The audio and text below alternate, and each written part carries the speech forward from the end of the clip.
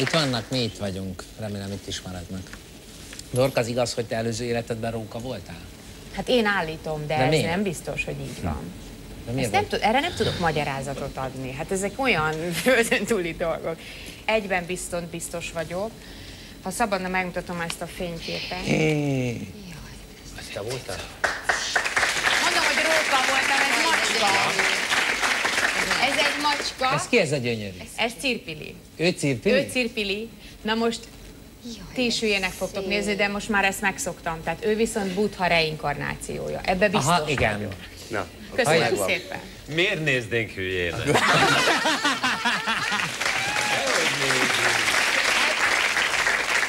Egyébként a statisztikák szerint a nők 70-80%-a, remélem, hogy vendégeink nem fognak megcáfolni, állatként születnek újjá, vagy állatok voltak. Ezt sokszor éreztem.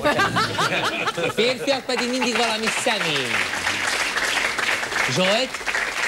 Ez előbb azt mondhatod, hogy a statisztikák szerint a nők 80%-a állatként.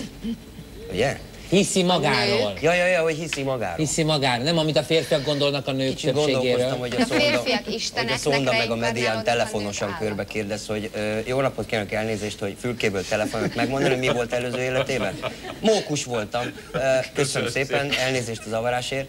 Tehát azért egy kicsit a statisztikák szerint 80% állat volt. Ki miként szeretne újjászületni? Zoli? Én ugyanígy még egyszer, ha lehet kérni. Én Buddha szeretnék lenni. Buddha? Miért? Miért? Miért? Miért ő a Buddhának? Akkor én Cirpili. Te meghaltál már egyszer. Igen. Meséld ezt el nekem? Az történt, hogy átestem egy ilyen vizsgálaton, és kaptam egy holmit, amire egy kicsit allergiás voltam, és akkor össze-vissza elkezdtek szurkálni. Tényleg tök rossz szemszögből néztem végig a vészhelyzetet, mert én feküdtem. És akkor nyomták belém 2 köpcenti adrenalin, nyom.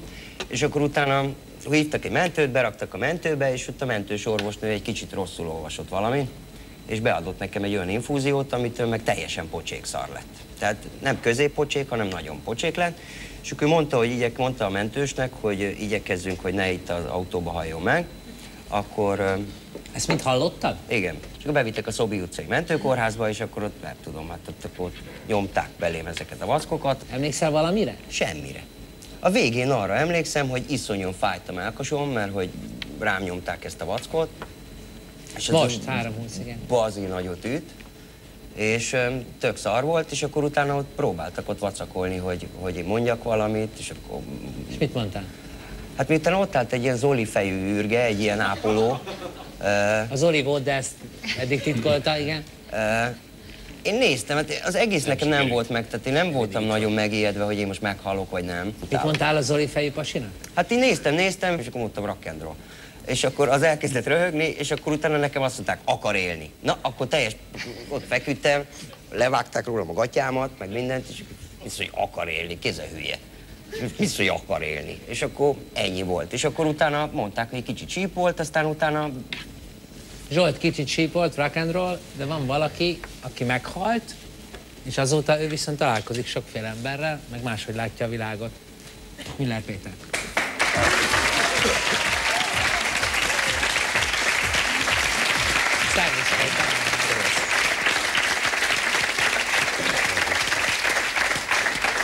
Te mit szólsz ehhez? Hogy ő meghalt, és ő nem látott semmit, nem történt vele semmi? Kérlek szépen, ez úgy működik, hogy sok ember alszik, mindenki álmodik, de amikor fölébredünk, akkor 90%-a nem emlékszik, hogy álmodik. Műszerek kimutatják, hogy ő járt valahol. Én is meghaltam, és én emlékszem rá. Tehát... Neked nem volt ez a vészhelyzet feeling? Nem, engem lelőttek. Igen? Ha jól tudom, hátulról lőttek. Igen, 56-ban. November 5-én? Igen. 56. november 5-én? Igen. Kiriállaktanyánál? Igen. Egy orosz tankból, 6-szor? Így van. Ugye? Így van. És hátulról lőttek le, és arccal a földre zuhantam, és kiléptem a testemből. Láttam, hogy van egy Müller Péter hever arccal a földön, és fölötte voltam, akkor tudtam először hátranézni, és láttam a tankot és a gyilkosomat, akiről beszélsz. Előtte nem. Jó, viccet félretéve. Müller Péter teste fekszik a földön, Üllői úton. Igen. Arccal a föld felé. Igen. De egy másik Müller Péter kiszáll belőle, mint amit lát az ember ezeken a freskókon? Tudod, hogy... Ott lebegtél? Tudod, hogy működik ez? Hogy? Meg fogod érteni. Mint amikor játszol egy szerepet, teljesen beleéred magad. Például abban a szerepben, amit nekem is részem volt benne, igen? Ugye a Karamazov. De közben tudod, hogy ezt azért játszol. Tehát beleéled magad a szerepbe. Igen, de én nem állítom azt, hogy én Karamazov Iván vagyok.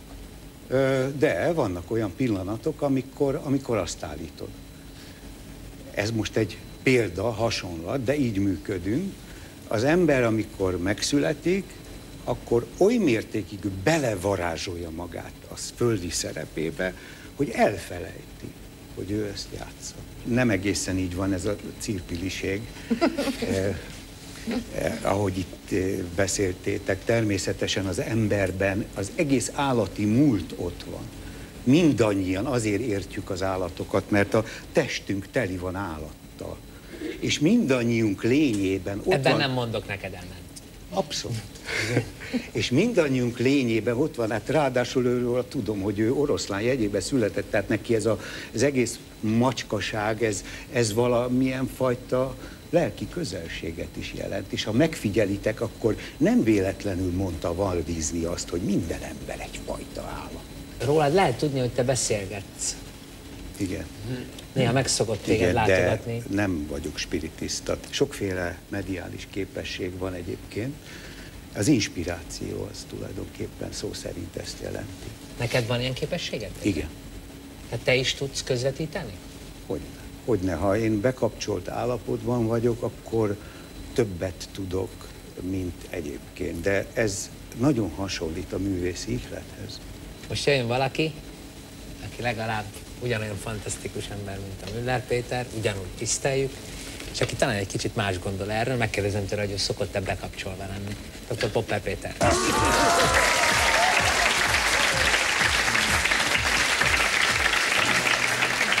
Legmélyebb tiszteletem.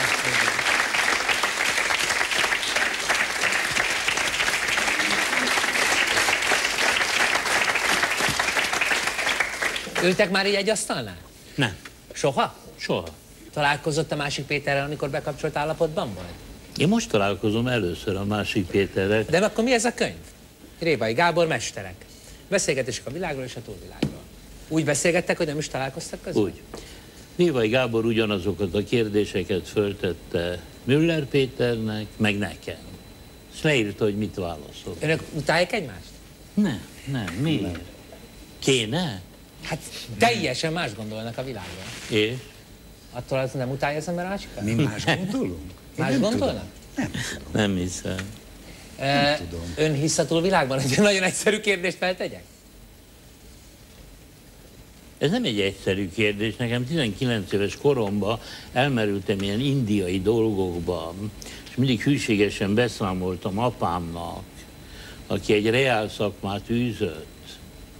És ő mindig nagy türelemmel végighallottam, mint ilyen reinkarnációról, meg erről, meg arról meséltem neki.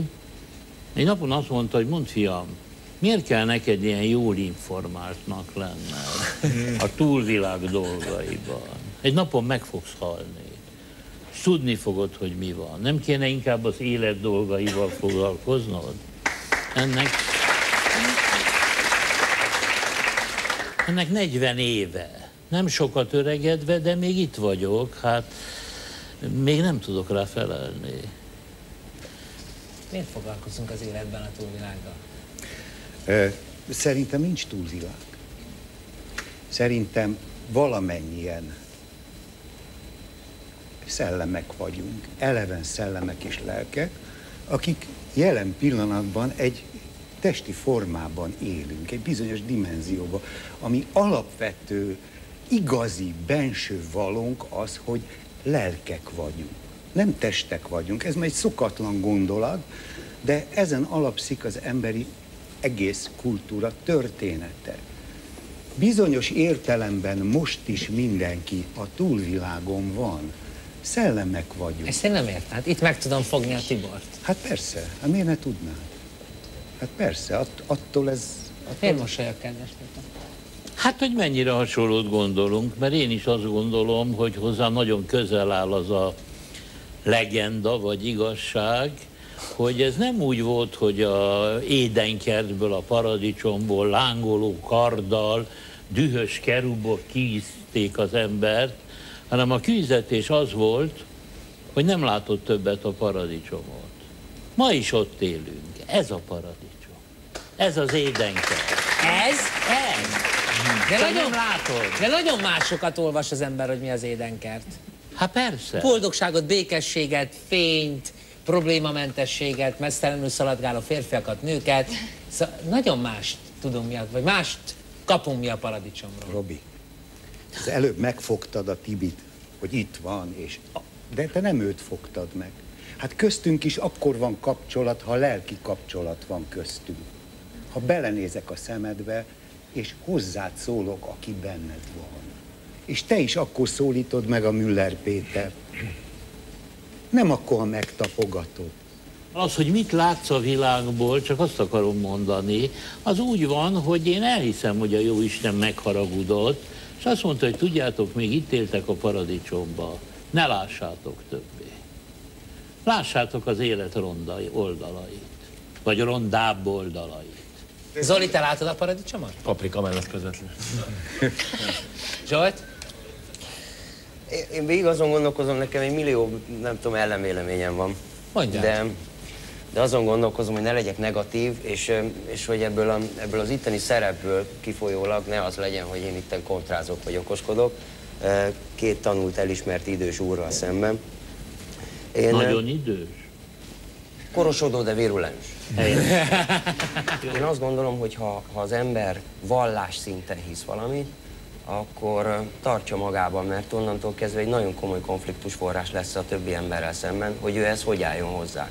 Tehát egy darab fétisre tekintsünk, mint önre, mert ritkán állítják azt, hogy ők már nem a buddhizmusban, nem a katolicizmusban, hanem a Matrix elméletben hisznek, ami egy sima, viszont megmagyarázható, kézzelfogható biokémiai eset, hogy az emberek le vannak tárolva a kapszulákban, mert ez egy új vallás. Aki a modern világban él, és hisz a számítástechnikában, meg hisz a forradalomban, meg hisz abban egyébként, hogy a világ progresszívan fejlődik, az hajlamos arra, hogy ne ezekben az old school hitekben higgyen, hogy egy nagyon kövér, lenőtt fülcimpájú űrge buddháról beszélek, vagy a hosszúhajú, vagy vannak különböző esetek. Na de egy pillanat, ez nem olyan sima dolog.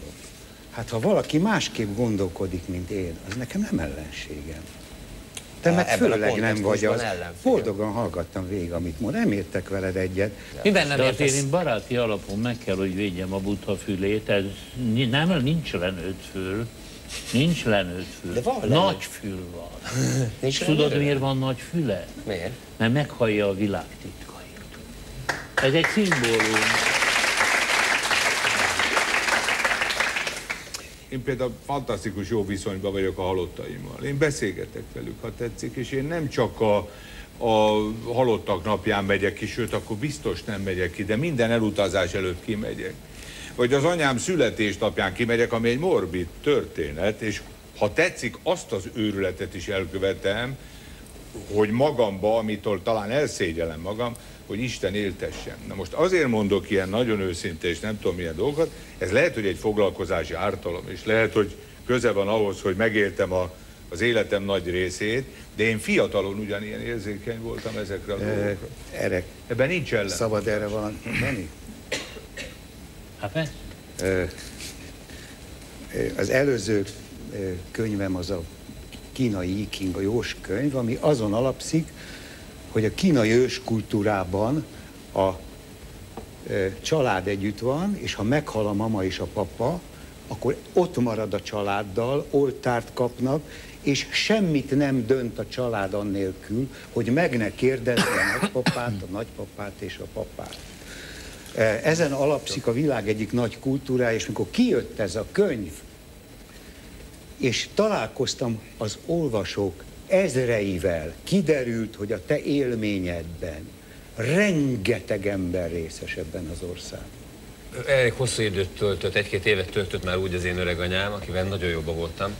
És ilyen nagyon racionálisan és nagyon egészségesen tudtunk arról beszélgetni, hogy ennek semmi értelme, hogy ő itt ül, nem tud kimenni, hihetetlen mozgékony és agilis asszony volt. Már tulajdonképpen az ellátását is úgy mi végeztük. És időnként felajánlotta nekem, hogy Tibikém, menjél már ki a konyhába, hozd be azt a kalapácsot, azt üssél már agyon engem, mert annyira unom ezt az egészet. Mire én egy másfél szoba konyhában lakott, mondtam neki, hogy én agyon ütnélek, öreganyám, de hát úgyis rám fognak, hogy a lakásért tettem, és akkor becsuknának. És akkor mondtam neki, amikor ez tényleg olyan mindennapi téma lett, hogy ide figyelj, én senkit nem ismerek, aki így útra készül, és akkor előbb-utóbb átér. És semmiféle hiteles személy nincsen. Ígérd meg nekem, mondtam az én csillogó szemű, kék szemű, nagyon roskatag öreganyámnak, hogy ha átértél, akkor valahogy üzensz. Mire hümmögött, hamogott, ő se hitt ebbe az egész túlvilágos, ezoterikus világban. Majd bekövetkezett a halála, és egy nagyon érdekes dolog történt. Volt egy pici bohóc figura, ami ült nálunk a polcon, egy barátomtól kaptam, és semmi köze nem volt se a nagyanyámhoz, se a halálhoz, semmihez. 2-3 nappal később ez a bohóc minden ok nélkül leesett. Nagyon furcsa volt, nem volt fizikai oka. Semmi. Azóta is ott ült, illetve most már nincs meg az a fal, de ott ült előtte, ott ült utána, és egyszer csak leugrott onnan a helyéről. Mi van, ha egy szellő levitte? Nem volt szellő. Mi van az, hogy hihetetlen módon ilyen misztikusan nyomozunk ezután, tényeket szeretnénk tudni, nem hiszünk, szeretnénk hinni, bizonyítékot várunk. Akkor mi is bennünk az? Vagy mondjuk bennem, ne beszéljek általánosan. Bizonyosságot várunk. Bizonyosságot Nincs. vár. De akkor ön honnan tudja? Hát honnét tudni? Nem tudok én semmit. Én szerintem egy mai ember pontosan annyit tud, mint egy kromagnoni ősember, vagy mondjuk legyek jobbindulatú neandervölgyi, vagyis semmit. Vagyis azt gondolom, hogy innét tudás nincs, intellektuális megközelítés nincs. Ez ugyanaz a dolog, te ne haragudj, mint hogy egy alacsonyabb intellektus meg tud egy magasabb intellektust érteni és közelíteni. Én hosszú időn át olvastam föl adiverseket Lurkó kutyámnak, hát nem volt érdemes, semmi. Na most bocsánat, ebben a konstellációban én vagyok a Lurkó kutya? Az Istenhez képest igen, meg én vagyok a Lurkó kutya az Istenhez képest, és ha racionálisan akarod őt megérteni, megközelíteni, akkor úgy a semmibe markóz, mint annak a rendje. Ezért van az, hogy én azt gondolom, hogy vallások, meg mindenféle ezoterikus irányzatok nem ezt a racionális, logikai utat ajánlják, hanem a misztikus élményt, ha kapsz. És ha nem? Ha kapsz. Akkor nagyon szerénynek kell lenni, ezt az indiaiak úgy szokták mondani, hogy mikor az ember meditált, ez egy óriási félreértés a meditáció. Itt valami fantasztikus szélhámoskodás, mert múltkor is voltam egy ilyen amatőr színjátszó egyesületben, ott ültek a gyerekek, fiatalok, mindegyik így. Mondom a mesternek, aki meghívott, hogy mi van? Gombamérgezés? Ettek valamit? Azt mondta, hogy meditálnak, minden próba előtt 20 percet meditálunk. Mondom, szólhatok hozzájuk? És mintha nem tudta, hogy a sátán érkezett a terembe, azt mondta, hogy szólj hozzájuk. És akkor mondom nekik, jó hangosan így, hogy gyerekek, amikor ti így meditáltok, nem arra gondoltok, hogy mikor lesz már vége ennek a k***a meditációnak, hogy rá lehessen gyújtani. Szóval a meditáció az egy üressé válás, nem valamin meditálunk, az koncentráció. Az egy belső üresség, gondolat nélkül, érzelem nélkül, én nélkül, ezt hívják a indiaiak üres edénynek, és akkor az ember most jön a válasz. Hát, ha kellő alázat van benne, egy darabig vár, hogy belecsöppentenek-e valamit. Valahonnan. Honnan? Valaki. Alulról vagy felülről. De általában nem csöppentenek semmit. És akkor az ember szép nyugodt. Akkor hol a paradicsom? Akkor a paradicsom itt van, és én változatlanul nem látom. változatlanul nem látom. Aztán lehet, hogy majd jön megint egy pillanat, mikor megpróbálkozom ezzel a belső ürességgel és csönddel. Péter, neked van bizonyosságod? Igen. Riadtan tapasztaltam magamon azt, hogy ő a kételyt megőrizte magában, és én nem. Nekem bizonyosságom van. Abban, hogy a fizikai halálom után folytatódik az életem, illetve hogy most is tulajdonképpen egy szellemi életet élek, csak fizikai testben, ebben én teljesen biztos vagyok. Nekem ezek túl bonyolult dolgok.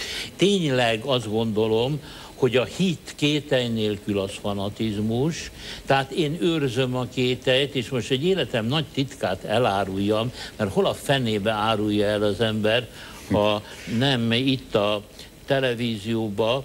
Én egy nagyon vallásos családban nőttem fel, amit rapityára tört a háború, és én fiatal korom óta szeretnék egy bizonyosságot kapni arról, hogy az ember halála után nincsen semmi. Én annyi erőfeszítést tettem azért, hogy én egy igazi, jó stokkmaterialista, hogy mondják, ateista legyek, és nem sikerült. Ez az egyik legnagyobb kudarca a szellemi életemnek, hogy akármit csináltam, mindig megmaradtam valamilyen hitnek a perifériáján, nem tudtam ateistává válni és materialistává válni.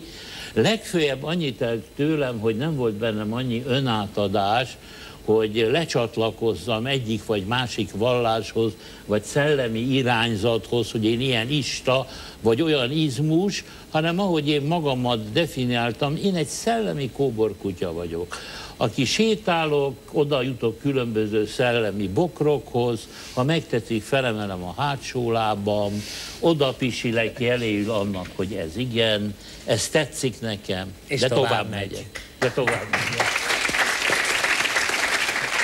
Én látom a paradicsomot, tehát én tök jól érzem magam. Nem is akarok elköltözni sehova. Itt maradsz? Hát én legszívesem, hogyha lehetne kérni, akkor hogy egy ilyen Highlander. Mindig? Nem unnád meg? Dehogy is, hát annyi sok szórakozás van, ugye? Amíg az ember erős, addig így küzd, meg harcol, meg élvez, aztán amikor elveszti az erejét, akkor elkezd békés lenni, és megpróbál rávenni mindenkit, hogy legyen ő is békés. Ez az egyik. A másik, én nehezen hiszek egy ilyen unilélekben. Azt hiszem, hogy a halottak azért kellenek, mert hiányoznak. És ez az ő lényegük. És hogyha szerettük azt a halottat, akkor azért hiányzik, hogy megint szeressük, ha meg gyűlöltük, akkor meg azért hiányzik, hogy mi is megölhessük. Erre jók. Kész. Te beszélgetsz a mamáddal? Bocsáss meg. Nem beszélgetek vele, meg nem kapok jeleket, meg nem esett le a polcról semmi. Vagy lehet, hogy leesett, csak nem vettem észre. De egyre viszont biztosan, tehát akkor biztosan tudtam, hogy itt valami van, amikor most próbáltam egy olyan színdarabot, ami számomra egyértelműen az édesanyámról szólt, és kérdeztem az írót, hogy ismerte az édesanyámat, mert szerintem róla írta azt a regény alakot. És azt mondta, hogy soha életében nem látta, hallott róla, de nem ismerte egyáltalán. És volt egy próba, amikor kifejezetten azt éreztem, hogy nem a saját hangomon beszélek, és nem az én gesztusaim vannak, hanem anyám szólalt meg belőlem. Ez egy nagyon rövid ideig tartott, és biztos vagyok benne, hogy ez így volt. Tulajdonképpen nekem ez egy ajándék, hogy én ebben a szerepben őróla gondolkodhatom, és ő ezt valamilyen módon ezt tudomásul vette, és ezt erre hadd mondjak velem. valamit, mert nagyon rokon élmény. Én mostanában írtam egy színdarabot, teljesen az édesanyám inspirációjára. Az a cím a darabnak, hogy Dávid király.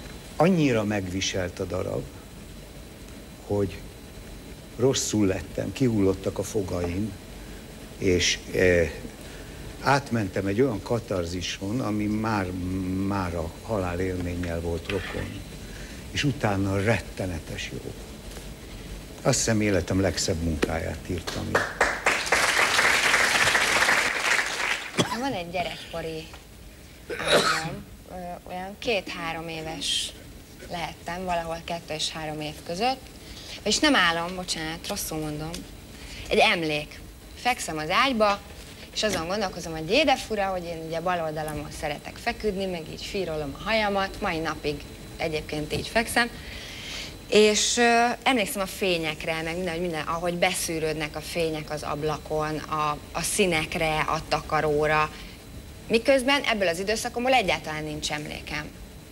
És azon gondolkozom, hogy de olyan, szóval, hogy öregnek érzem magam, de csak ezt a mai fejemmel fogalmazom meg így, mert más értékrendek voltak, most ezt nem tudom jobban elmagyarázni. És azt gondoltam, hogy nincs szinkronban a testem, és nincs szinkronban a lelkem. Tehát ugye nem tudom, hogy én tulajdonképpen ki vagyok, meg hogy nézek ki, és hosszú éveken keresztül az volt a szokásom, hogy miután fölébredtem reggel, volt egy tükör, így egy ilyen kis öltöző tükör az ágyam mellett, belenéztem rögtön a tükörbe, mert teljesen mást képzeltem magamról, mint amilyen én vagyok. Ezek gyöngyszemek. Ez gyöngyszem, vagy defekt? Kösz. Szóval gyöngyszem vagy defekt, tanár úr? Gyöngyszem. Gyöngyszem? Gyöngyszem, persze, hogy gyöngyszem. De ez nem tudod elmenni, hogy Balázsovics Edith egyszer csak ennyi idősen, mint most. Nagy nyomozó munkával megkeresi önt, és azt mondja, de kérem, én nem azt látom, ami vagyok. El fogom neki mondani Lár Andrásnak egyik versét, tudod, pszichoterápia gyanánt. A Lár András buddhista, és van egy ilyen gyönyörű verse, hogy reggel elképzeltem, hogy milyen a lába. Este megnéztem. Majdnem eltaláltam.